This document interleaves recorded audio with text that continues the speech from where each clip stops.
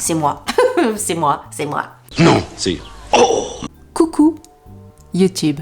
On se retrouve aujourd'hui pour la vidéo FAQ. La dernière vidéo FAQ que j'ai faite datait un petit peu, puisqu'elle datait de, je crois, la rentrée 2020. Vous avez été plusieurs à me demander une vidéo FAQ. Je m'exécutasse. Je vous ai demandé sur Instagram et sur YouTube les questions que vous souhaitiez me poser.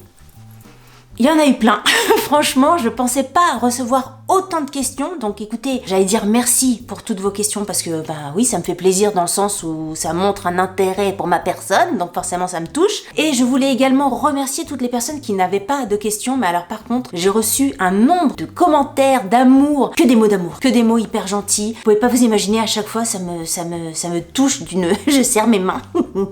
Très sincèrement, ça me touche énormément. De le dire, c'est pas suffisant. Hein. J'aimerais vous dire que ça me touche beaucoup et que vous puissiez le voir vraiment. Peut-être que vous le voyez hein, pendant que je parle, machin, mais ça me touche beaucoup. Donc merci pour tous vos messages. C'est pas tombé dans l'oreille d'une sourde, croyez-le-moi. Je garde tout ça, je le garde au fond de moi. Et puis concernant les questions, j'ai reçu pas mal de questions. J'ai essayé de les mettre dans des petite valise de thèmes. Alors je vais pas tout traiter, c'est pas possible sinon la vidéo ferait 548 heures. Je suis désolée pour les questions auxquelles j'ai pas pu répondre. Peut-être que ça fera l'occasion d'autres prochaines vidéos, un autre thème de vidéo, j'en sais rien, mais je pouvais pas répondre à tout le monde. Donc voilà, désolée. Alors j'ai fait plusieurs valises de thèmes, plusieurs thèmes. Il y aura un thème travail, un thème YouTube, forcément, hein. Beaucoup de questions sur YouTube, ma chaîne, etc.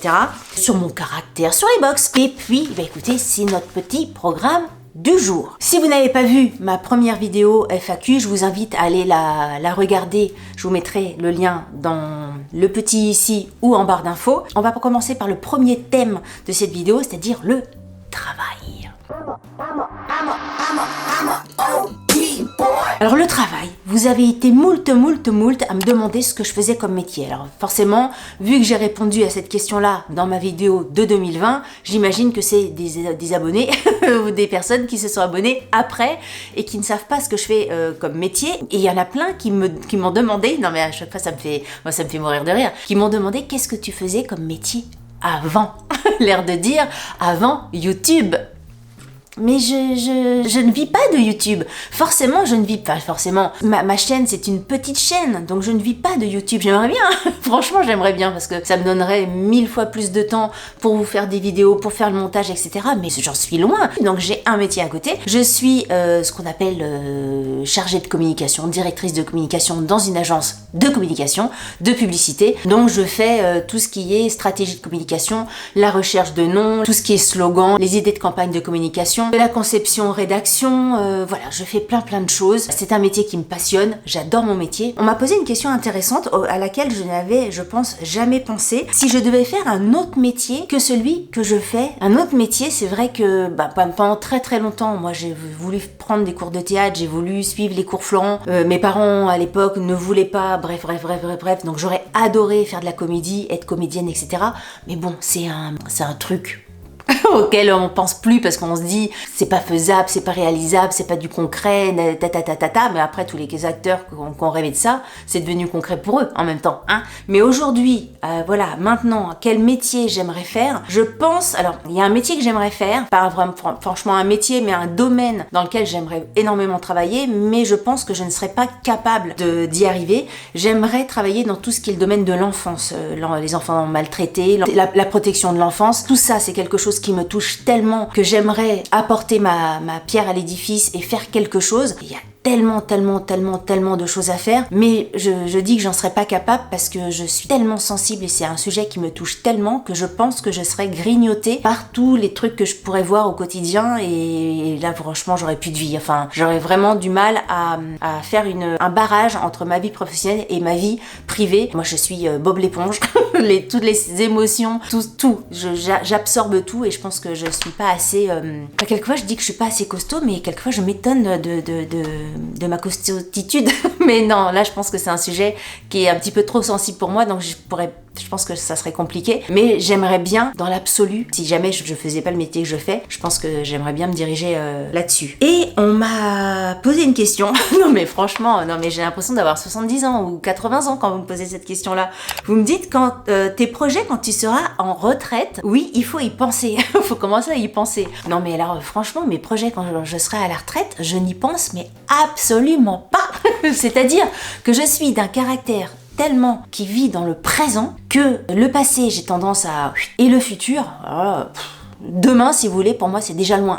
Donc, la retraite, nom de Dieu, je peux pas répondre à ça. Je peux pas. Ensuite, on va passer à la rubrique YouTube. Alors, j'ai Julie qui me dit, qui me demande, peux-tu nous raconter tes débuts sur YouTube? Alors, en fait, ça s'est passé hyper naturellement.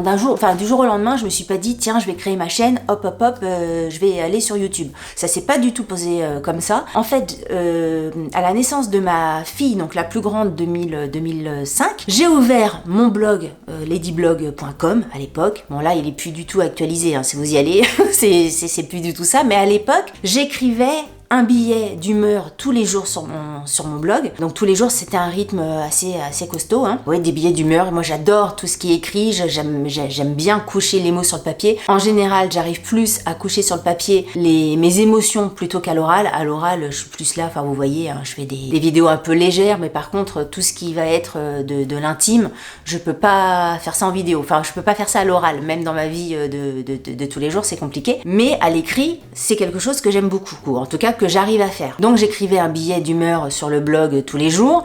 Après, j'ai travaillé avec Ouest France. Donc j'avais un billet d'humeur toutes les semaines dans Ouest France. Ça a duré 3-4 ans. Et puis avec Ouest France, on avait un événement aussi filmé, une sorte d'émission qui s'appelait Faut qu'on en parle. Et là, c'était filmé. Moi, je faisais du montage, etc. Donc je me suis plongée. J'ai découvert un petit peu le monde du montage et de la vidéo quand j'ai commencé à travailler la vidéo avec Ouest France. Et puis j'ai commencé à publier ces vidéos-là sur YouTube. Et puis, il y avait des sujets sur le blog qui méritaient de la vidéo. Le blog qui était une partie qui me prenait 100% de mon temps, c'est devenu 90% de mon temps, 10% de YouTube, 80-20, 70-30, blablabla. Et puis aujourd'hui, le blog, franchement, j'y suis plus du tout. Et YouTube, c'est devenu du 100%. Donc voilà, c'est devenu vraiment petit à petit. Ça n'a pas été du jour au lendemain, mais vraiment petit à petit. Je peux pas vous dire plus que petit à petit. Ensuite, j'ai Sandrine qui me demande, vous arrive-t-il de rencontrer les personnes qui vous suivent sur votre chaîne? Alors écoutez, j'ai jamais organisé ça parce que je trouve ça tellement déjà complètement hallucinogène d'avoir plus de 17 000 abonnés. Enfin pour moi c'est hors du temps. Je répète que je suis une petite chaîne, etc. Mais rien que de 17 000 abonnés, 17 000 personnes, vous pouvez même pas vous imaginer à quel point je trouve ça oufissime. Et d'organiser un truc, on se rencontre, venez voir Delphine, Ladyblog, machin, vous savez, les meet-up. Peut-être quand j'aurai des millions d'abonnés, on fera ça. Mais là, pour l'instant, je trouve que c'est un peu trop présomptueux de le faire. Par contre, quand j'étais, quand j'étais blogueuse, mais en tout cas, quand je faisais le blog et que je faisais pas mal d'événements, pas mal de choses sur Quimper et dans ma région, là, il m'arrivait effectivement de rencontrer des gens, de faire des soirées, mais il y avait toujours, c'était pas forcément venez me rencontrer, il y avait toujours l'organisation d'un événement à côté qui faisait qu'on se rencontrait, mais c'était pas venez voir, rencontrer Ladyblog, rencontrer Delphine. Par hasard, oui, parce que voilà, je me balade dans Quimper, il y a des gens de la région qui me suivent, donc ils me disent ah là là, voilà, j'aime bien ta chaîne, je t'ai reconnu, machin, voilà, ça fait toujours extrêmement plaisir. À part ça, ça ne m'arrive jamais. Une autre question qu'on m'a posée sur YouTube, et là c'est Cocotte1609 qui m'a posé la question, elle me demande, vas-tu céder au partenariat rémunéré? Je n'ai toujours pas cédé à la chose. Est-ce que je céderai? Écoutez, ça dépend vraiment on va dire du contrat, du deal. Si on me dit, on te paie et tu fais ce que tu veux, et tu dis ce que tu veux, tu dis ce que tu veux, comme comme je le fais depuis le début sur ma chaîne, bah oui, que voulez-vous que je vous dise? Oui, si je suis payée, et forcément ça marche comme ça, hein, faut pas se leurrer, hein, Delphine et ses bisounours, on va me dire, t'es payé, mais il faut dire ceci comme ça. Donc là, forcément, j'aurais du mal. De toute façon, à partir du moment où tu es payé, mais ça, je l'ai dit, je l'ai redit, à chaque fois, c'est mon discours, c'est ma façon de penser. Pour moi, il n'est pas possible Faut pas me raconter des sornettes. Il n'est pas possible de dire que c'est pas bien. Toutes les youtubeuses de je sais pas combien de millions, si elles ont des partenariats avec L'Oréal, machin, bidule, et elles sont payées 1000, 2000, j'en sais rien, j'ai pas les montants en tête, elles vont dire, le shampoing que j'ai utilisé, il est vraiment naze. Ça m'a donné des boutons sur la tête. Depuis, j'ai des pellicules de ouf et mes cheveux sont pourris. Merci L'Oréal de m'avoir payé 2000 €. C'est pas possible. Vous voyez bien que c'est pas possible.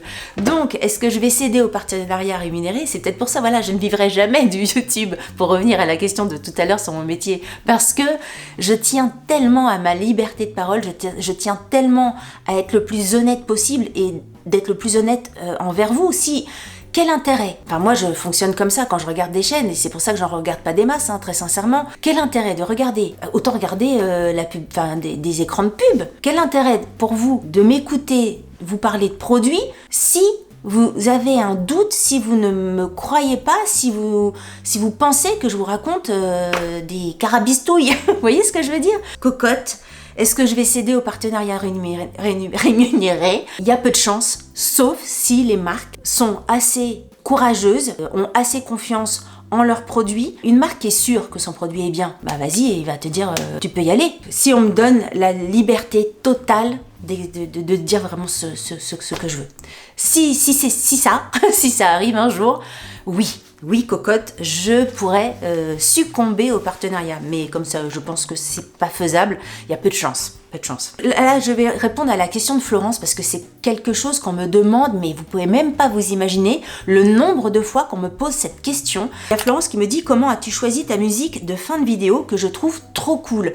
Et vous êtes hyper nombreuses et hyper nombreux à me demander le titre de cette musique. En fait, sur YouTube, tu peux pas mettre n'importe quelle musique parce que sinon tes vidéos sont à la trappe, sont démonétisées, etc. YouTube met à disposition une banque de musique gratuite que tu peux utiliser par style de musique, du rock, du reggae, du machin. Moi, j'adore le reggae. Je suis une fan de reggae. Bon, de toute façon, j'aime bien tous les styles de musique, mais voilà, le reggae particulièrement. Je suis tombée sur ce titre-là en cherchant. J'ai tout de suite adhéré. Et donc voilà, je l'ai choisi. Moi, vous savez, moi je suis pas compliquée, je suis tellement dans le non-calcul, dans la spontanéité que voilà, c'était tout simple. Donc comment j'ai choisi? Juste comme ça, en allant sur YouTube, en cherchant, la chanson me plaisait bien et j'ai choisi la musique comme ça. Donc comme vous êtes moult à me demander le titre de cette musique, évidemment, je vous le mettrai en barre d'infos. Une autre question, je crois que c'est Sonia qui m'a posé cette question-là, qui me demande combien de temps je passe chaque semaine à préparer, filmer, monter tes vidéos. Combien de temps je passe? Écoutez, je crois que j'ai arrêté de compter. J'ai arrêté de compter parce qu'au début, j'étais à 2 vidéos par semaine. Après, j'étais à 3. Maintenant, j'essaye de faire 4. Lundi, mardi, vendredi, dimanche. 4, c'est beaucoup. Je passe énormément de temps. Quand je vous dis énormément de temps, c'est-à-dire que je rentre du travail, je fais du montage, je mange, je prépare à manger, je mange, je refais du montage. Donc, vous dire combien de temps je fais du montage, je dois au moins passer, j'allais dire 2-3 heures par jour. 2, 4, 6, 8, 10, 12. Ouais, ça, non, c'est pas assez parce que je passe plus que de temps que ça, en fait. Parce qu'il y a des jours où je vais passer 2 heures, il y a des jours où je vais passer 4 heures. Donc, beaucoup de temps. beaucoup de temps. En plus, après le montage, mais j'avais fait une vidéo là-dessus, je vous mettrai également le lien dans le petit, comment je monte mes vidéos, la vidéo date un petit peu, et puis maintenant je suis peut-être devenue un petit peu plus rapide dans le montage, mais vraiment ça dépend du type de vidéo. Une vidéo où j'ai pas beaucoup d'incrustations à faire, où j'ai pas besoin de filmer des autres trucs à côté, etc. pour la vidéo, ça va être une vidéo où je vais passer un petit peu moins de temps, mais des vidéos des hauls, etc., où je vous cherche les photos des sites, les prix, les machins, les vidéos où je me filme, c'est hyper long. Je peux passer 10 heures sur une vidéo de 10 minutes que vous allez voir, voilà, et puis après qu'on va plus entendre parler pendant des années.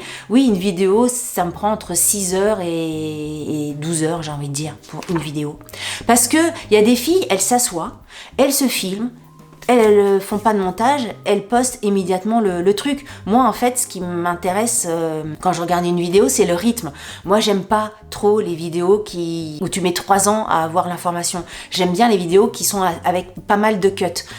Et moi, je fais des vidéos avec pas mal de cuts. Donc, une vidéo, j'ai peut-être 300 cuts dans une vidéo. Quelquefois, vous le voyez pas forcément. Il y a que moi, peut-être, qui le voit. Mais ça me prend du temps. Ça me prend du temps. Mais après, je le veux bien, hein. Si je le fais, c'est que je le veux bien. Donc voilà, ça me prend du temps, mais je le veux bien. Ensuite, alors j'ai Simon. Alors Simon, il a essayé de me poser une question, mais il m'a posé une question en 3 écrans, 4 écrans, 3 questions, 4 questions. Bref, je vais essayer de retrouver le sens de sa question parce que c'était pas super clair. Il me pose la question, ça te fait quoi d'avoir une communauté qui te suit et d'être une vraie et sincère influenceuse? Déjà, merci pour les vraies et sincères influenceuses. Mille merci, c'est vraiment ce que je recherche en premier, donc 1000 merci. Et puis ce que ça me fait d'avoir une communauté, c'est ce que je vous disais tout à l'heure, je trouve ça mais complètement oufissime. C'est-à-dire que 17 000 personnes, en fait je ne vous vois pas comme un groupe, je vous vois comme une fois 17 000. Je visualise vraiment les 17 000 personnes. Pour moi, chaque personne est une personne. Ça ne veut rien dire ce que je veux dire. Mais si, mais ce que je veux dire, c'est que il y a une importance pour chaque personne. Et moi, chaque personne compte.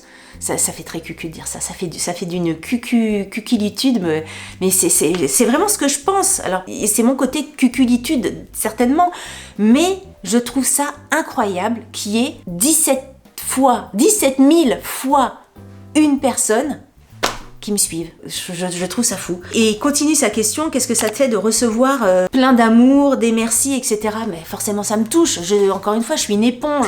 Je suis d'une sensibilité, peut-être que ça se ressent dans mes vidéos, mais je suis d'une sensibilité extrême. Quelquefois trop, quelquefois c'est une sensibilité qui m'embête, que j'aimerais bien être un petit peu moins sensible.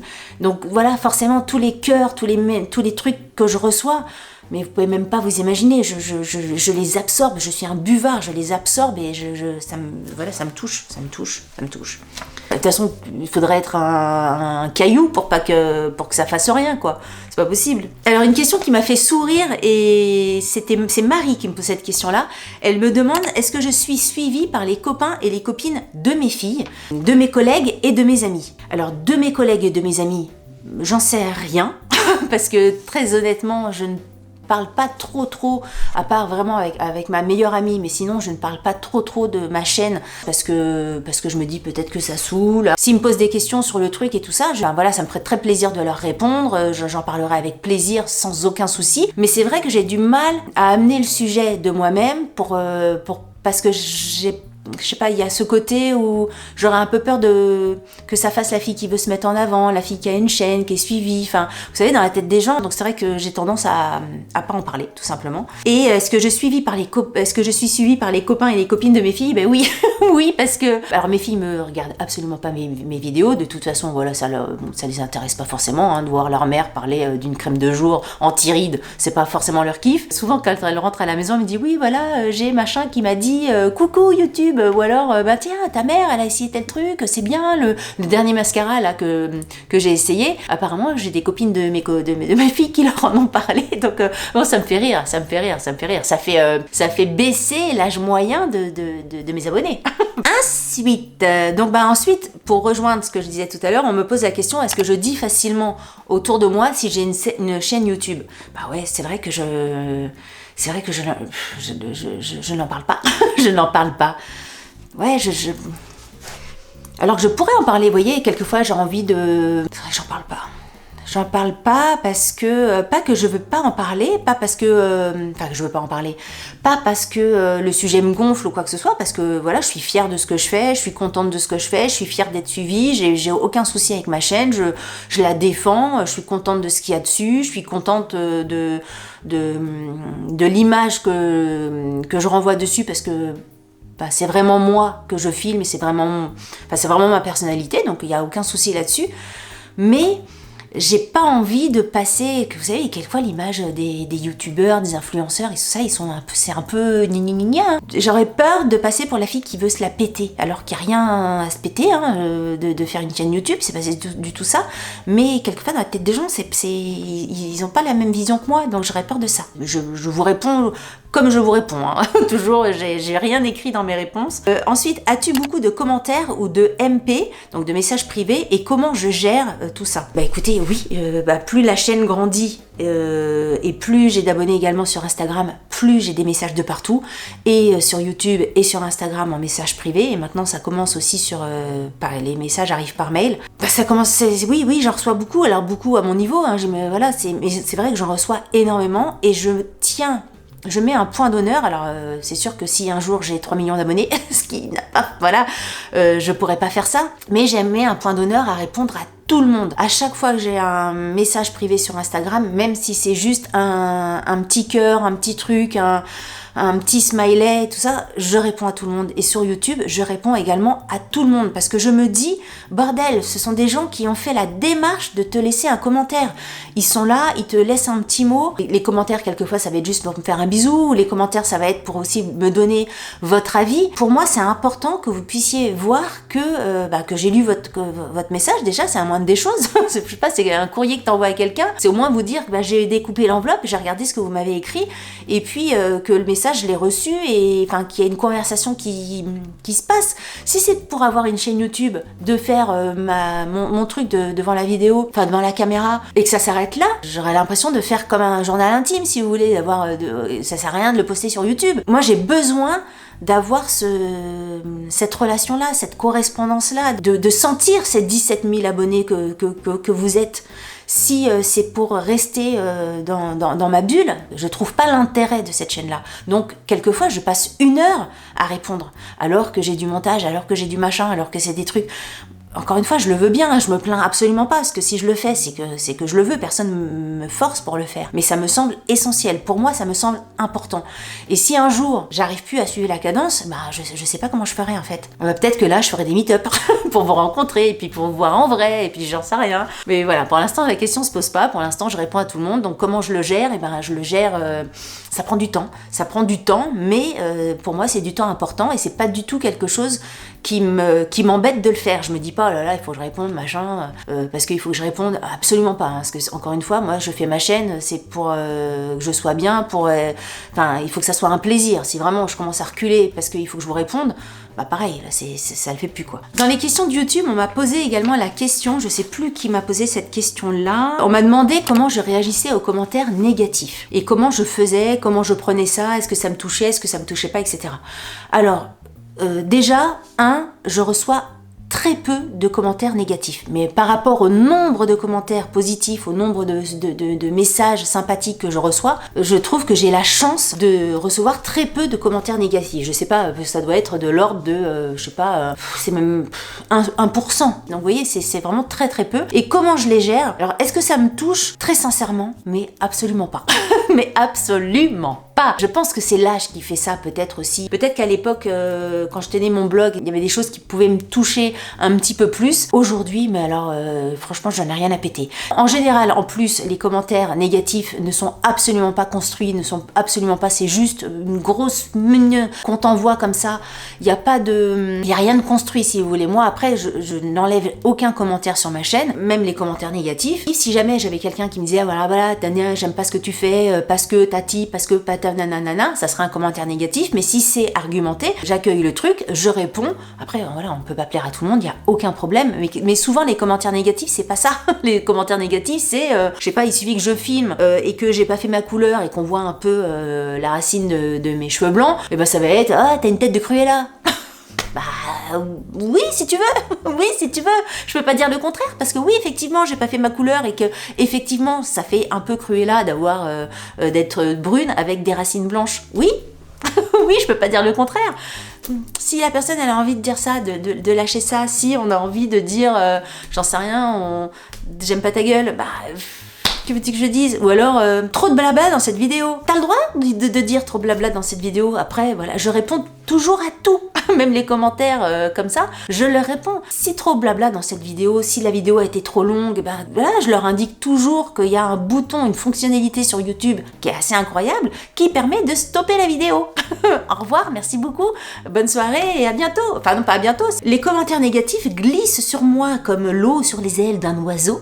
Mais non, ça me touche pas plus que ça. Après, si c'était des commentaires négatifs vraiment construits, qui appuient sur des choses vraies, en tout cas qui me semblent vraies, etc. Oui, voilà, forcément ça me toucherait et forcément il y aurait une remise en cause et tout blablabla. Mais c'est pas du tout le cas. C'est jamais le cas. En général, si c'est négatif, c'est que voilà, ni bonjour, ni au revoir, ni c'est juste on te met ton truc là, commentaire négatif, et puis c'est tout. Ensuite, on va changer de thème. On va passer dans le thème caractère.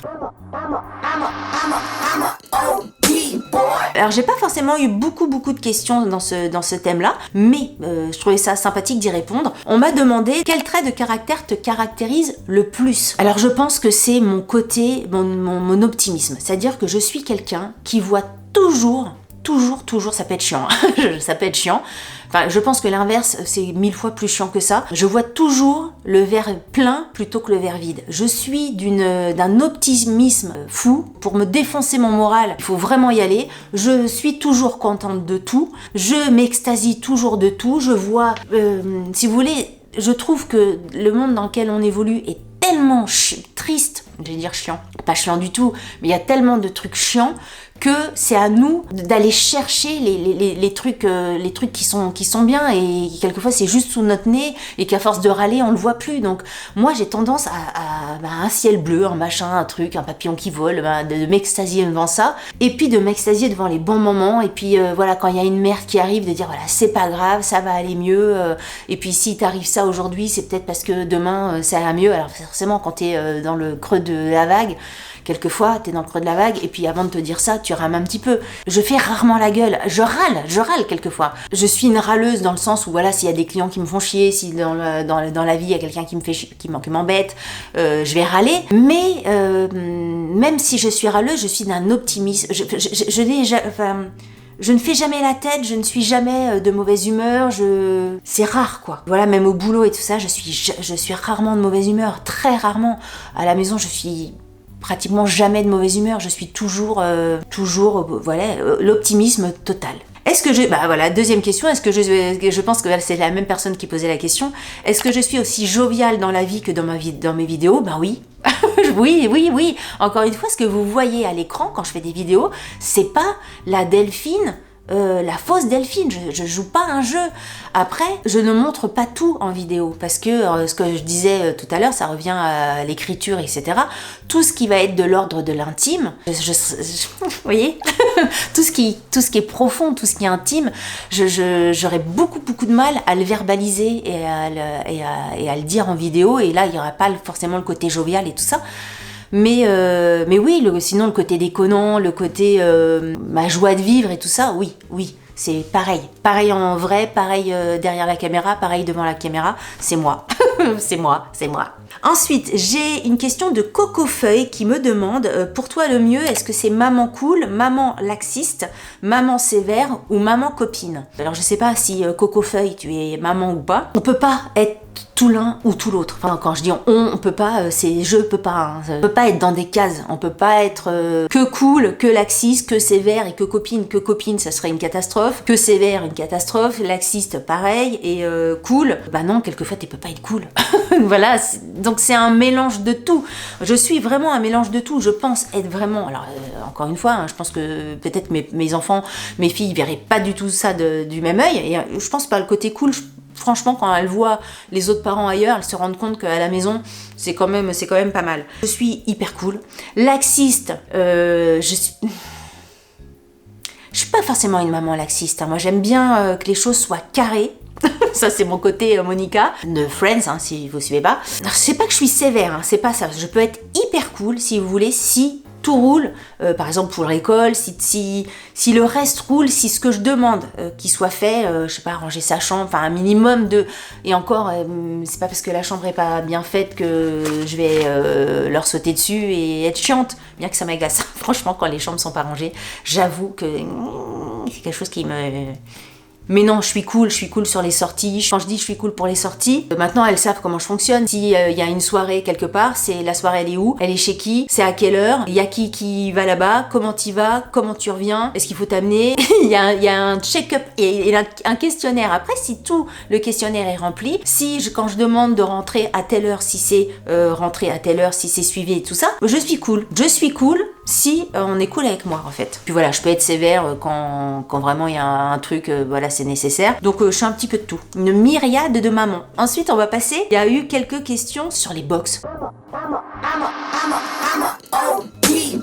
Enfin, quelques questions. Il n'y en a pas eu beaucoup. Ça me faisait marrer de répondre à ce sujet-là. J'ai Julie qui me pose la question d'où vient ma passion pour les box. C'est marrant parce que je m'étais jamais posé la question. En fait, je pense vraiment que ma passion pour les box, ça vient de mon amour pour tout ce qui est surprise.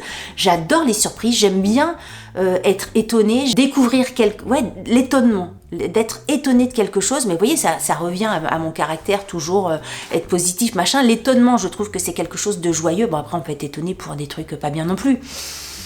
Mais voilà, moi je le positive encore, vous voyez, je le mets d'une façon positive, mais le côté, je découvre quelque chose qui, normalement, va me faire plaisir, et je sais pas quoi, et voilà, je vais ouvrir le truc, je pense que c'est ça, c'est parce que j'aime bien le côté, je vais recevoir une surprise qui va m'étonner, j'aime pas, en plus, voilà, alors il y a le deuxième côté qui fait que ça me permet de découvrir des produits que je n'aurais jamais acheté par moi-même, donc ça je trouve que c'est bien parce que ça, quelquefois ça te fait sortir de ta zone de confort entre guillemets, parce que c'est une petite zone de confort nounou, hein, c'est une box, hein, donc mais moi voilà, j'aime bien ces deux côtés-là. Et j'ai une autre question qui me dit, si tu devrais créer ta box, qu'aimerais-tu y trouver? Et franchement, ça c'est une question à laquelle j'ai réfléchi, je me suis dit mais c'est vrai, nom de Dieu, qu'est-ce que je pourrais aimer dedans?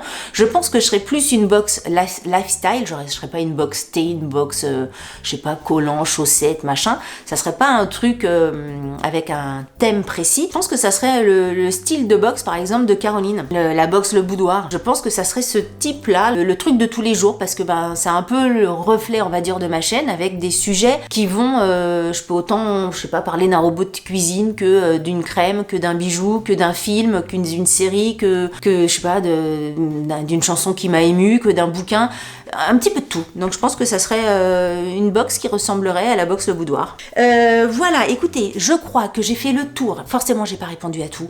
Forcément, il y a plein de questions, mais je peux pas faire des vidéos de je sais pas combien. N'hésitez pas donc à me laisser un commentaire, parce que encore une fois, vous avez vu l'importance pour moi des commentaires. N'hésitez pas à vous abonner aussi. C'est vrai que je le dis toujours à la fin de mes vidéos, mais n'empêche que c'est important. Je suis pas là à essayer de gratter des abonnés, mais si on fait une chaîne YouTube, c'est pour ça, c'est pour être vu, c'est pour essayer de fédérer un maximum de personnes, c'est pour essayer d'échanger avec un maximum de personnes. Donc n'hésitez pas à vous abonner, n'hésitez pas à partager ma chaîne, ça je le dis jamais, mais bon, hein, allez, FAQ, on se lance. N'hésitez pas à partager ma chaîne autour de vous, parce que voilà, ça me fait plaisir. N'hésitez pas également à me taguer sur Instagram, si vous voyez des choses qui vous intéressent sur ma chaîne, n'hésitez pas à en parler et à me taguer sur Instagram, ça me ferait toujours plaisir, et puis je vous retag derrière. Bref, c'est vraiment un échange. J'ai vraiment envie que vous... Enfin, bon, de toute façon, vous le savez, mais je suis... Vous voyez, ça c'est mon manque d'assurance. Pour moi, c'est important. C'est important que vous sachiez que c'est ça avant tout. Voilà, écoutez, si vous avez aimé cette vidéo, n'oubliez pas de la liker. Si vous n'avez pas aimé cette vidéo, j'en suis désolée, mais likez-la quand même. Ça vous fera les pieds. Si vous n'êtes pas abonné à ma chaîne, ce que je disais tout à l'heure, abonnez-vous. Sur ce, je vous dis à très bientôt pour une prochaine vidéo. Salut, bye bye. Je vous embrasse.